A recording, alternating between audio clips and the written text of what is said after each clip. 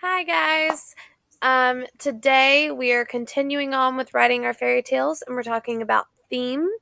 Um, Excuse the way I look. I know I'm a mess. I've been at the hospital and stuff today and with family. It's been a really long day. As you saw in yesterday's video, I was not in the best mood. I made that a couple hours ago. I'm sorry. It's just been a really long day for me. So, today for you, we are talking about theme in your fairy tale stories. So, hopefully, you watched the video before this on study.com if you are unsure of what a theme is. I was going to kind of explain it in here, but honestly, I think they did a better job explaining it than I could have.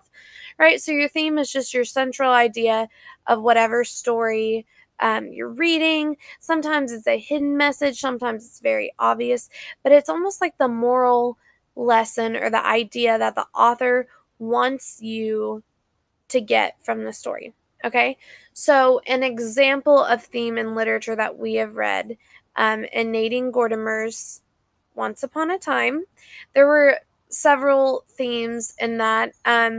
One being about safety and security, right? So whether or not they were safe in their house, they tried so hard to be safe.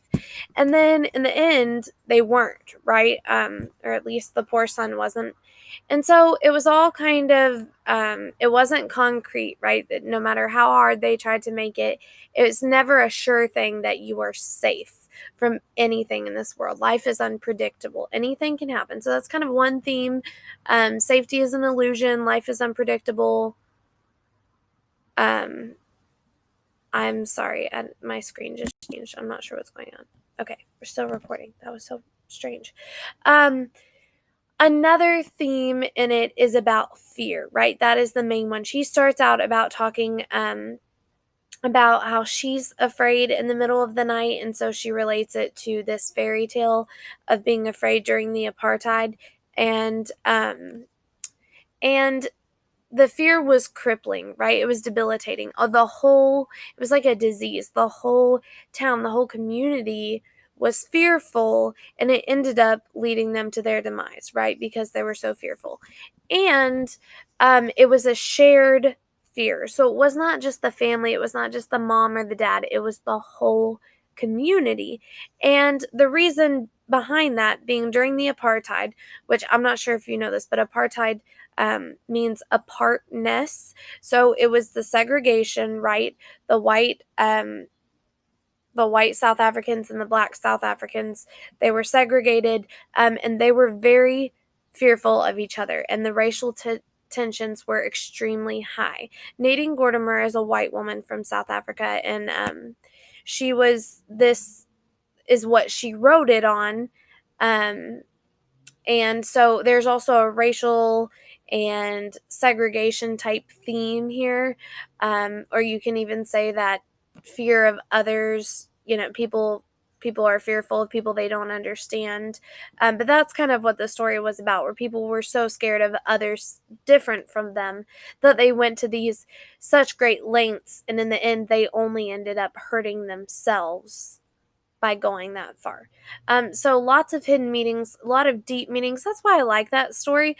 Not because it's happy. The first time I heard it and finished the ending, I was like, what? And I just made my stomach hurt. I don't like stories about kids getting hurt. Movies where kids get hurt, count me out unless you want me sobbing for like 3 days. Okay, you'll find that out about me. I have 7 nieces and nephews. I babysit a lot. I love children, always have, and I'm very emotional. I can't really stomach kids getting hurt. However, um, this story is written from a place of hurt, and she saw a lot of terrible things growing up in the apartheid. We see a lot of horrible things with racial segregation in the country, and we're living in the most progressive of times, right? And we still see race wars and racial tension and horrible things, people dying and people fighting and stuff on the news all the time, and it's horrible. Um, and it's not even, I can't even compare to what was going on in her world. So she saw some very dark, scary things, and she's known for that. Her works, her pieces of literature are known for um just for being very melancholy. They're just all dark, and that's really representative of how she lived her life and where she draws her inspiration from. So it's very sad, but also very meaningful, very good writing. So that's theme in there. I want you to have a very apparent theme in your story, and it can be something happy. It can be love conquers all, or I don't know, we make our own happiness, something like that. It could be something dark too if you want it to be. Um, I think, especially for me personally, I think people get their best writing from their real life stories, typically because it's something we're passionate about, right? Best paper I ever wrote in high school, best papers were about the hard times that I've had in my life and how I dealt with them. And it was just real raw emotion. It was something I wanted to talk about, something I wanted to write because I don't really like writing the EOC topics. You don't want to write informational text, or some of us may. I didn't. I wanted to write about what was going on in my life because that helped me too. And even if I turned it a little bit fiction, which I did, and I threw in like some personification in there and some onomatopoeia and sound, and I try to make you feel like you were really there and it was happening to you too. And that was some of my best writing to date. Was just me writing about real raw things that had happened to me. And even though she put kind of characteristic and fiction on what happened, the theme, the moral lesson is still there. It's still the same. This is still coming from a place of hurt that happened to her, and people she loved and the home that she loved. So I really like when writing is based off of real life like that, but is told in a different way. I think it really shows how creative and talented some authors can be, especially ones that make stories where it's through animals or something like that that has seemingly nothing to do with real life, but is actually all about it, right? I just think that's really cool. So I really admire her work for that. So I would like you to try to have a very apparent theme in your story. And so at the bottom of today's writing that you do in Writable, and remember, you're still going to submit to Writable, but I want you to copy and paste today's writing on that Google Doc as well, just so we cover all of our bases. But at the bottom, I want you to type theme and then a colon, right? Not a semicolon, colon, two dots, colon, and then tell me what your theme is. And don't make it one word. Don't just put love, right? It's love conquers all. Don't just put fear. It's fear is crippling. Okay, something like that. Tell me what it does. What is that big word you're using? What exactly? Because it could be love is not real. Love does not exist. Love is an illusion. Okay, or it could be um, love is what we're all seeking for, searching for in life. What we're all seeking out of life. Something like that.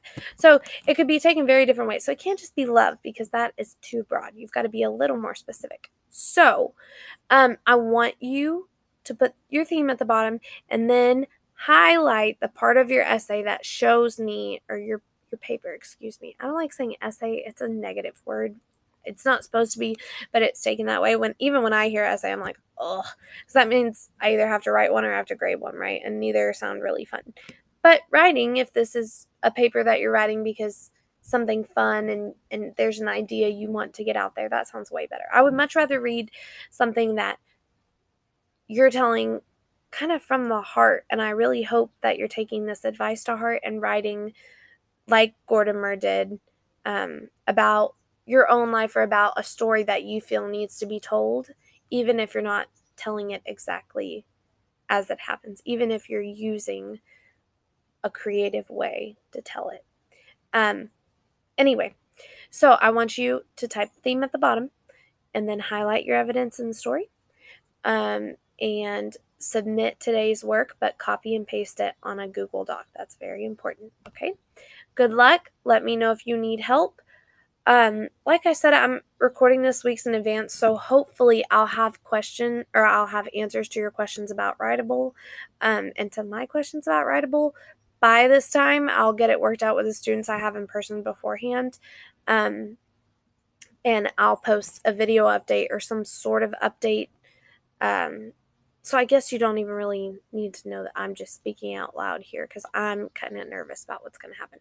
I'll keep you updated. So if something may change, be a little different from this video, um, when you're hearing this, that's why, because I haven't had it all sorted out yet. Okay, so let me know if you need help.